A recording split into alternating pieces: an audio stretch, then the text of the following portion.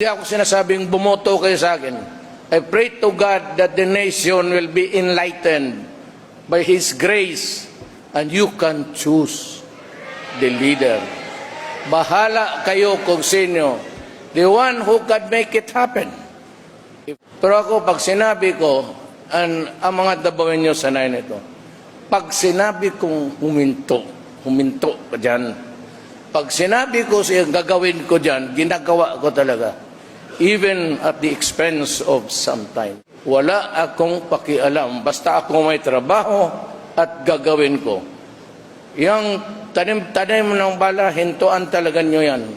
Unless you are ready to swallow the bullet. I'm a very impatient man. Wala nga akong ipagyabang eh. Pagyabang ko, trabaho lang. I never claim any greatness. Wala akong recognition sa eskwela. If it is the interest of the nation, I will do it.